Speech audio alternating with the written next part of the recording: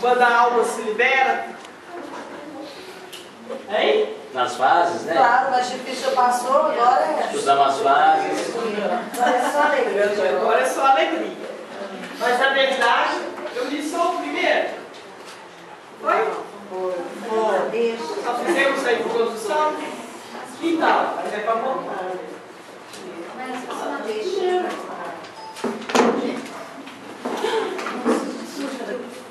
Podemos, querido? Sim. Deu uma trombada ali, mas deu tudo certo. Como nós sabemos, a alma tem a ideia bem clara do momento em que ela deve, em que ela precisa desencarnar.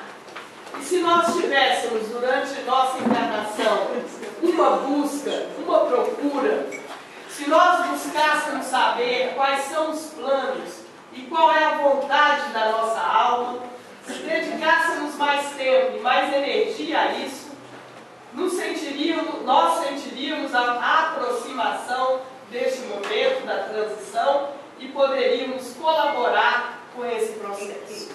Aqui ele está dizendo para nós que, na verdade... Oi? Quer colaborar, não? Pois é, mas ele está dizendo para nós que, como nós sabemos, porque nós já vimos esse processo todo descrito aí pelo autor, a alma tem a ideia bem clara do momento em que ela deve, em que ela precisa desencarnar. Então não é a personalidade, viu, Dalva, que dá essa ordem de desencarnar ou não. Na verdade, é a alma que tem essa ideia bem clara. E se nós estivéssemos aí durante o tempo em que estamos encarnados, se nós buscássemos saber quais são os planos da nossa alma, qual que é a vontade da nossa alma, nós estaríamos então dedicando um pouco de tempo a isso, um pouco, ele fala até de energia. E nós sentiríamos naturalmente o momento da transição e poderíamos colaborar com este processo. Então isso para nós é muito importante, principalmente quando ele diz que podemos nós ter conhecimento dos planos da nossa alma, da vontade da nossa alma, e que nós podemos dedicar tempo e energia a isso. Ok? E poderíamos até certo ponto manter sob controle, até certo ponto, muitas etapas deste momento de transição, e com o tempo a humanidade vai aprender essa técnica e vai mesmo se preparar para isso durante a encarnação. A Madalena sugeriu um estudo preparatório que a gente fizesse um manual. O que vocês acham?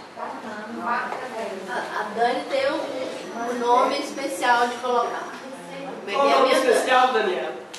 Manual, Transição. Manual de transição da alma. Ah, mas aqui nós temos que olhar a particularidade de cada alma, o estado atual de cada alma. Se é aquela alma resistente, que não quer nem saber do assunto, ela não vai passar longe desse processo. Se é aquela alma que quer dedicar um pouco de tempo, um pouco de energia, ela vai tentar aprender uma técnica bem particular.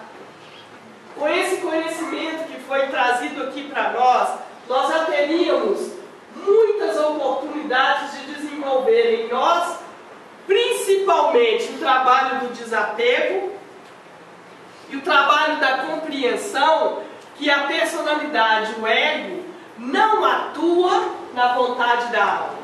Mas o manual vai atender gregos e baianos também. Esse manual vai atender também. Recentemente eu fiz essa pergunta, até comentei com você. E a resposta foi simples. O momento é de cada um.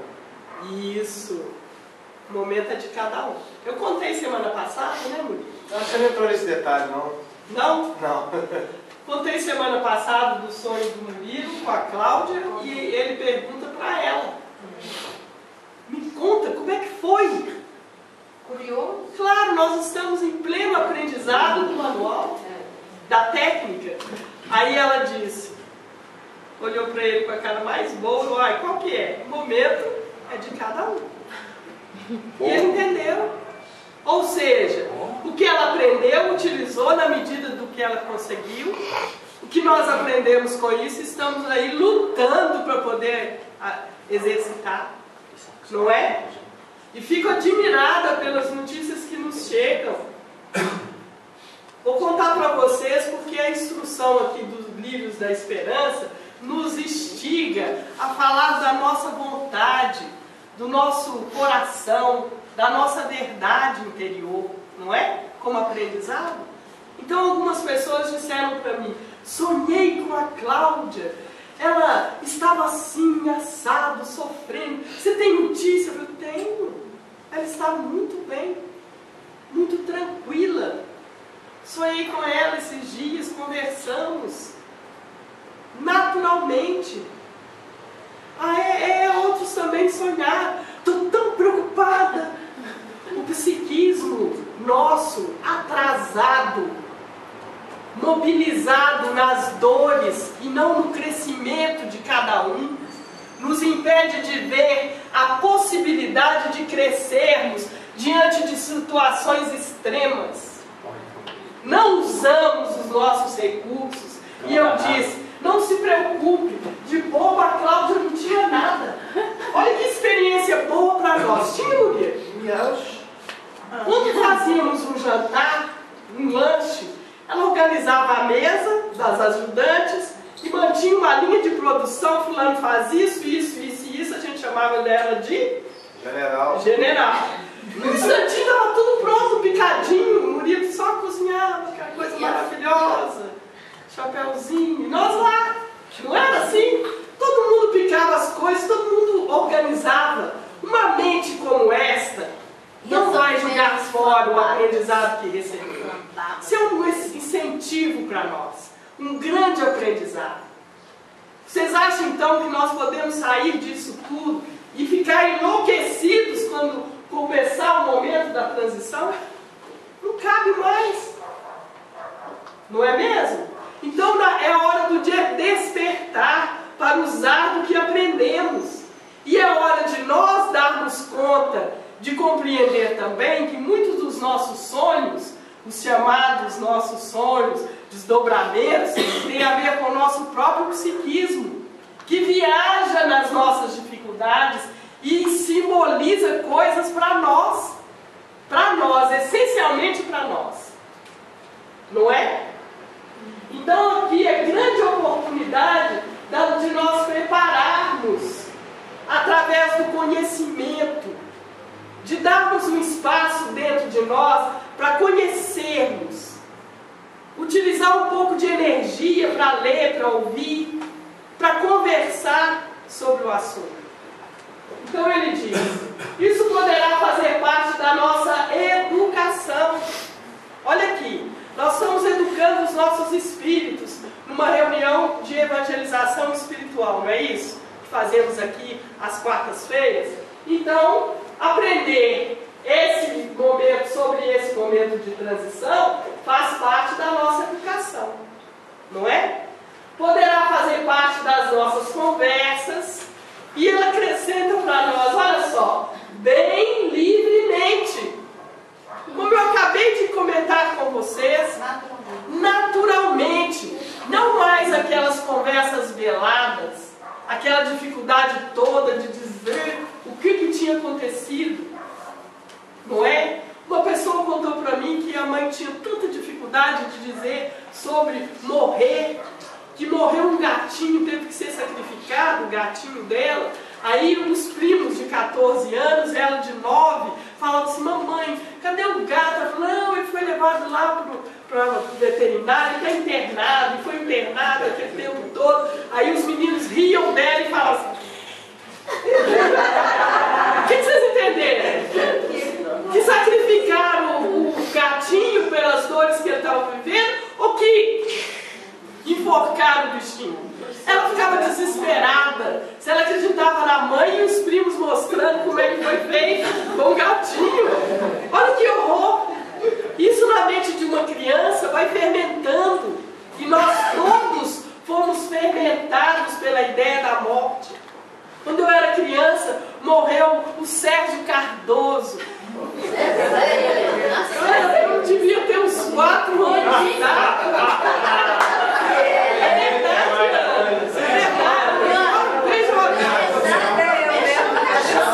e a minha mãe comentou lá que ele foi enterrado vivo, ele tinha catalepsia e que ele ficou de bruços, com o caixão tudo arranhado. Eu vivi quase uma década sonhando com isso todo dia. E desde então desenvolvi algo que eu faço até hoje. Eu durmo de bruço com a mão em cima do meu coração, porque eu queria saber quando é que ele ia parar. Vê lá se depois, com muito custo, terapeuticamente, é que eu fui entender que quando meu coração parar, eu não vou saber mais dessa consciência daqui, não é? Mas veja bem o que se faz com as ideias que nós transmitimos, e todos nós temos histórias. Meus parentes se reencontravam assim à tarde para contar histórias de assombração. Bom demais, lá em Cataguases era assim. Vocês estão vendo? É assustador. A gente vivia com os pelinhos tudo para cima. Não é? Apagava a luz e não tinha luz, não, velho. Então o que acontece conosco? Nós temos essas imagens internas, por isso nós precisamos de educação, precisamos de conversas livres, de leituras, estudos, assim como vocês estão ouvindo essas palavras, bem naturalmente, como se fosse um estudo como outro qualquer. Como se falássemos de situações, como já falamos aqui. Um cabelinho.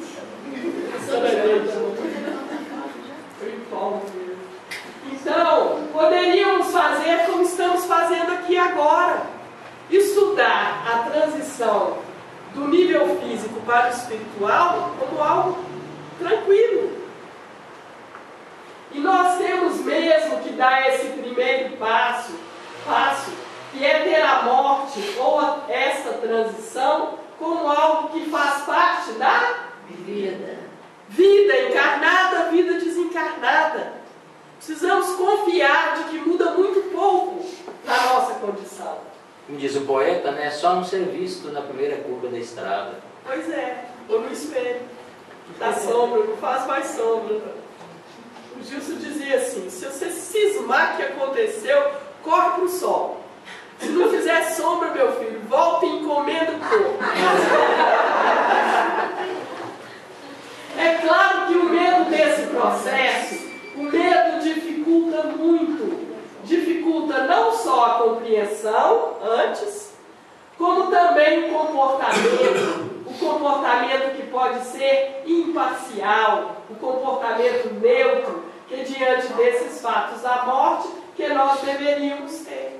Um comportamento imparcial, não interferir no processo. Neutro. Eu reconheço o processo de transição e me entrego a ele naturalmente. Assim como nós nos entregamos a muitos momentos de nossa vida, e essas entregas são extremamente importantes para nós. Não são? Helena, eu estava conversando aqui do lado. Também já não tem outra opção, não. Nós temos que encarar e falar isso mesmo. Nós temos mesmo que dar esse primeiro passo. Não tem jeito mais. Quando nós passamos a compreender o processo da transição espiritual, espírito encarnado para espírito no plano espiritual, ou nós vamos ficar aí sofrendo este processo cotidianamente, encarnação após encarnação. E falta de compreensão. Fazendo esse esparramo todo, essa confusão toda e não saindo do lugar. Encarna, desencarna. Nunca que vamos desencarnar e ascender. Passou. Só um que passou? Ó. Já lemos. E dentro tem mais Você voltou. Tá. Eu tô lá na frente. Esse aí.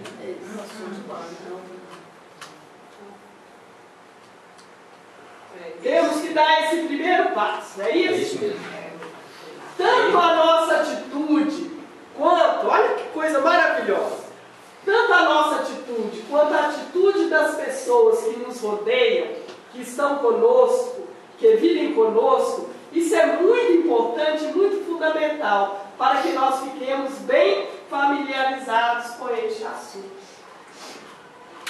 O autor, o Trigueirinho, ele sugere que quando nós estamos passando por este processo, nós precisamos da companhia de 1 ou 2 irmãos. Após a transição, durante o sepultamento, a restituição do corpo físico à terra, nós precisaríamos do mesmo 1 e 2, que fizessem o processo. E que outros trabalhassem intensamente em vibração e em tarefa de desligamento daquela pessoa.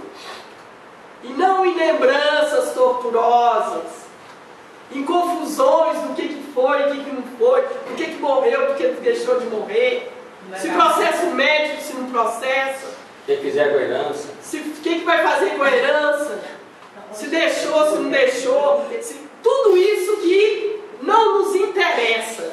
Desculpa, eu não vou nem comentar, porque é muito ruim, tanto para nós, os acompanhantes, os que rodeiam, e muito mais para quem está fazendo o processo e precisa da tranquilidade para a transição.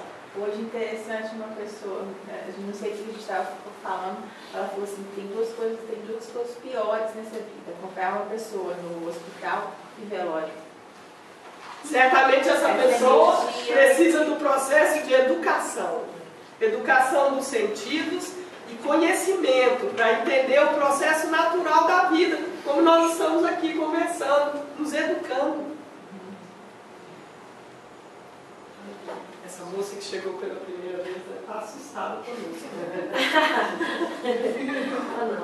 Os seus olhos são lindos.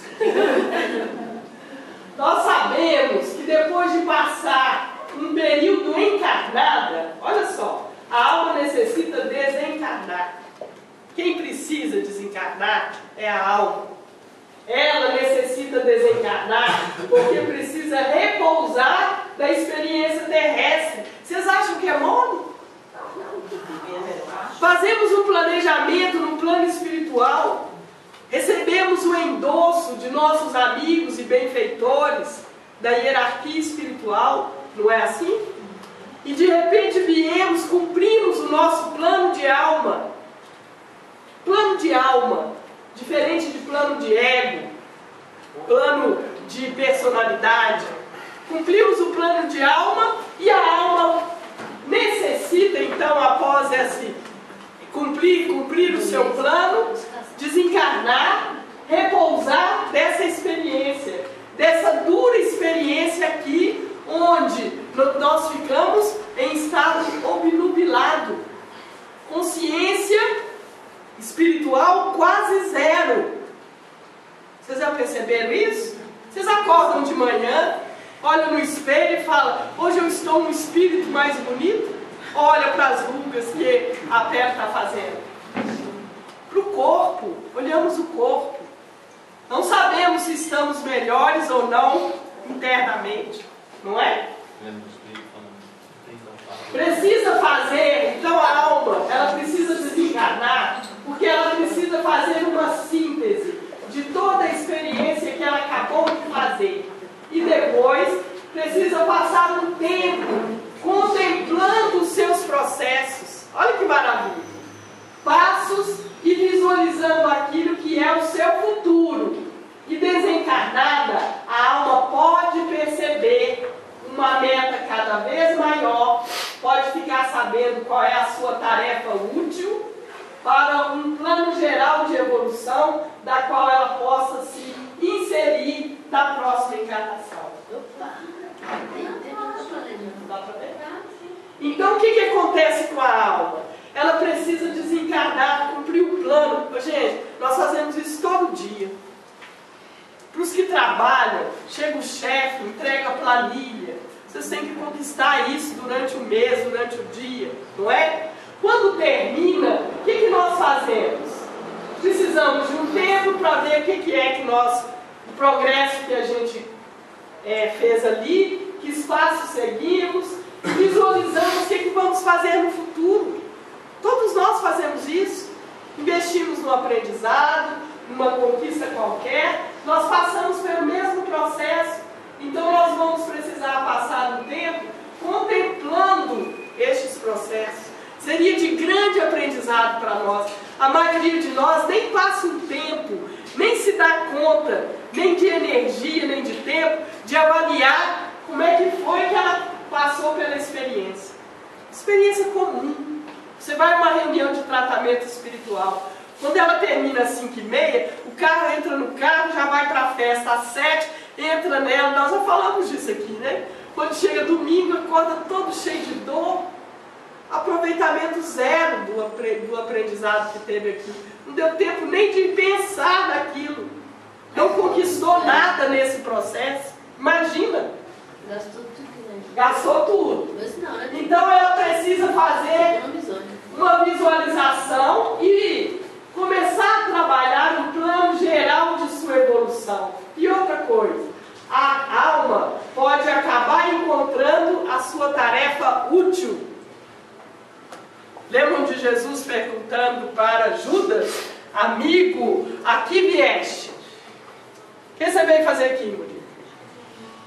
Não sei. A tarefa física é essa que você está fazendo. E a tarefa da alma? Não é uma pergunta? Boa pergunta. Boa pergunta. A tarefa física, a Andréia, que é essa super mãe, né, que a gente está vendo, todo dia eu dou uma pancada nela, né? O que você veio fazer aqui, André? Criar meus filhos, casar com o Bruno, com uma coleira nele. Bruninho! Nunca mais largar do pé dele. Foi, Bruno? Ele falou que foi.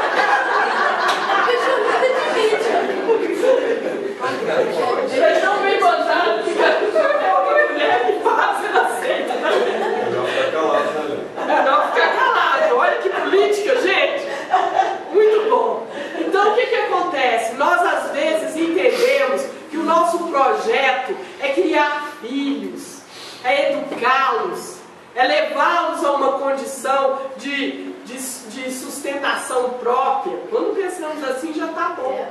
Porque tem horas que a gente passa a vida construindo para que eles não tenham que fazer nada. Nem os netos deles vão precisar mais trabalhar depois de tudo que nós trabalhamos. Olha o tamanho da nossa ignorância. Ao invés de trabalharmos naturalmente, de educarmos nossos filhos, a Rose e a Denise ficaram abismadas com a pergunta ontem. Então as mães não deveriam trabalhar? O que vocês acham? Não. Devia educar os filhos. Não. As mães deveriam educar os seus filhos, trabalhar na educação de seus filhos, no bom direcionamento de consciências que trouxeram a esse mundo em nome de Deus. E quem deve trabalhar, gente? Os papais devem nutrir o lar. Aí vocês vão pensar, Lena é radical. Não somos. Quem não tem filhos, outro aspecto legal. Quem não veio a esse mundo para ter filhos, tem outros projetos de alma. A alma veio fazer outro tipo de trabalho.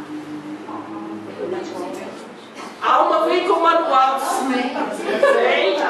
A alma vem com manual. O mundo é que nos distrai e não dá tempo e nem energia para nós investigarmos esse manual, entrarmos em contato com ele. Claro que ele não vem aberto para nós. Quem vem aberto para nós é o ego. Nos convida todo dia para um monte de coisas. E a personalidade sai por aí fazendo o que quer. Mas a alma entende perfeitamente o que ela veio fazer aqui. Nós entendemos no trabalho anterior que quando quando nós viemos para cumprir uma atividade, um plano de alma, e de repente eu faço o contrário, vou para esse lado, a alma fala assim, olha, não dou conta mais, tchau. Aí acontece um acidente, desencarnamos abruptamente, e a alma volta, faz esse processo todo, revê, visualiza, começa a pensar num outro plano geral de evolução para reencarnar novamente. Não é? Então nós temos todos esses processos acontecendo continuamente conosco. E ainda não nos alertamos que o processo é verdadeiramente da alma. Não é da personalidade. A personalidade a gente passa nesse mundo completamente perdida. Muitos de nós não acham o que fazer aqui. Não acham o que satisfazer. Vivemos buscando satisfação física, prazeres momentâneos. Se perguntar assim, olha, se você desencarnar agora, qual que é a sua bagagem? Qual malinha que você vai levar para lá? O que você armazenou verdadeiramente dentro de você? Porque o corpo nós vamos restituir, os amigos nós vamos deixar por aqui, as relações, os aprendizados permanecem internamente, mas tudo vai ficando por aqui mesmo. E se eu puder fazer uma transição para cá, eu preciso me livrar de todas essas influências. Às vezes daquele amigo, até comentei isso com a Silene, aquele amigo que pega no seu pé, que te ama tanto, que não deixa você fazer nada. O namorado, o marido, o irmão, a mãe. Que quer dizer assim, quando esse indivíduo precisar desencarnar, olha o problema que vai acontecer ali. Não é? Nós não vamos conseguir desapegar desse momento. A Vanessa, quando olha para o ano, se desespera. Você for primeiro do que eu. Não, Ana? Tá no salvo. Você que está salvo, meu filho. Ela está no salvo. Porque nós vivemos interligados à personalidade um do outro. Não respeitamos nem a alma do outro. Se eu não conheço a mim, como é que eu vou respeitar do outro? Não é? Então, quando a alma tem essas coisas bem claras, e ela só vai ver isso claramente fora do corpo, que no corpo ela está presa às sensações, aos 3 níveis físicos, emocional e mental, não é? Então ela vai ver isso claramente fora do corpo, quando ela está desencarnada e em contato com grupos de almas. Olha que maravilha! Eu combinei até com a Cláudia assim. Ou com um grupo de almas a qual ela pertence. Então, depois dela ter mais clara sua próxima etapa, a alma passa por um período preparando a próxima encarnação. Não é, gente?